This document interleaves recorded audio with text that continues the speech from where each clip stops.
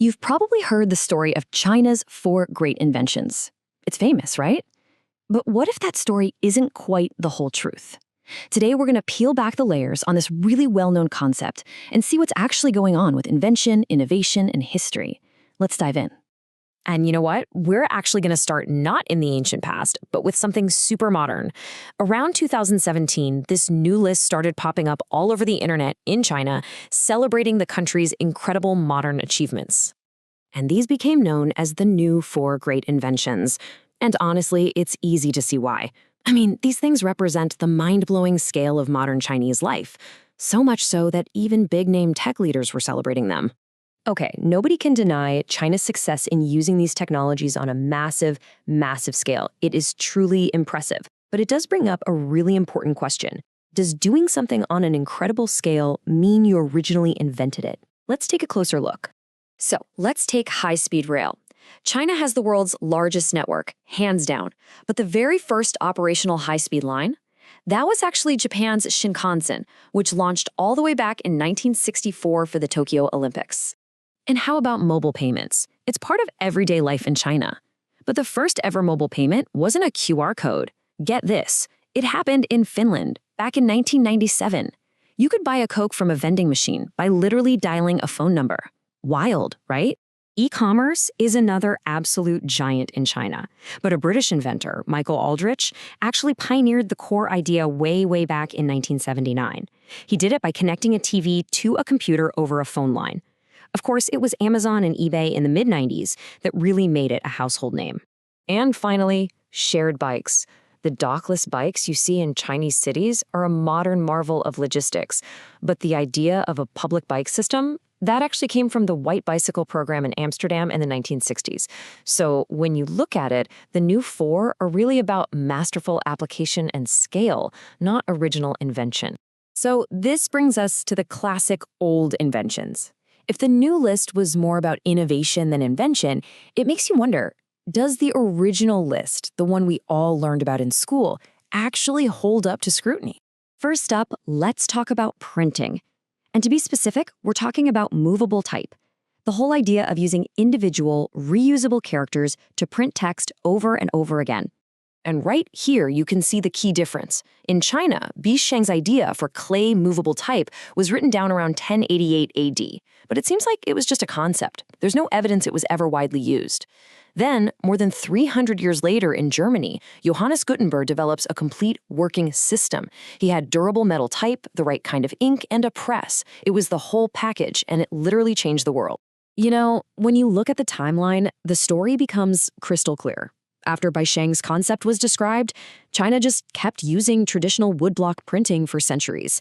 Gutenberg's invention in Germany was totally separate, and it was this European technology that was eventually imported back into China in the late 1800s. Okay, next, let's talk about paper. The story we usually hear starts with Kai Lun in the Han Dynasty around 105 AD. But the history of paper-like stuff for writing goes back much further. The earliest known example, Egyptian papyrus, dates all the way back to 3000 BC. And here's the crucial point. Kai Lun didn't invent paper out of thin air. Even ancient Chinese scholars admitted that paper existed before him. His real genius was as an innovator. He figured out how to use cheap stuff like tree bark and old fishing nets, which made paper affordable for pretty much everyone. He was a great popularizer, but not the original inventor. All right, let's move on to our next two inventions, gunpowder and the compass. And this is where the histories get even more complex and a little controversial. This is a story you hear all the time about gunpowder. It's simple, it's compelling, and, well, it's mostly a myth. The real story is way more interesting. Okay, this is the key distinction you have to understand. The black powder developed in Tang Dynasty China was a kind of low-explosive mix. And yes, it was used in early military weapons like fire lances, not just for fireworks. But the stuff that revolutionized modern warfare, that was smokeless powder. It's a completely different chemical compound, a propellant, and it was invented independently in Europe in the 19th century. They're two totally separate, unrelated technologies. Now for the compass.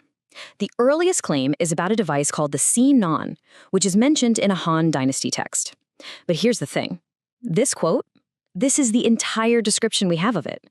Just 12 characters. That's it. So this forces us to ask a really critical question. What actually counts as proof? A single vague sentence isn't exactly a scientific blueprint. We don't have any drawings, no artifacts, no way of knowing if this device ever really existed or if it even worked. Now, later on in the Song dynasty, China did use water compasses, a magnetized needle floating in a bowl of water, but they were pretty imprecise. Around the same time, a much better dry pivoted compass showed up, independently in Europe.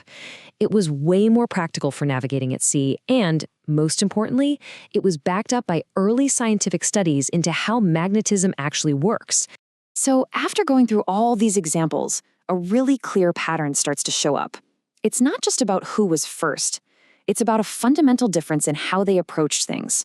This quote, which comes from scholars who have studied this stuff for years, really gets to the heart of the matter. It's a provocative statement for sure, but it perfectly sums up the argument we've just been walking through. And this is the core idea. Ancient China was brilliant at technology, making these practical, observational discoveries. Gunpowder is a perfect example. But what was missing was the framework of science, a systematic, logical method for figuring out why things work, and then using that knowledge to reliably build and improve on them. This just led to a very different path of development than what happened in Europe. And that brings us to our final thought here. Look, deconstructing these stories isn't about taking credit away from anyone. It's about trying to understand history with a bit more precision. And it leaves us with a really critical question to chew on.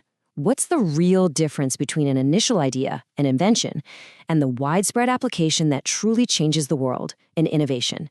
Where exactly should we draw that line?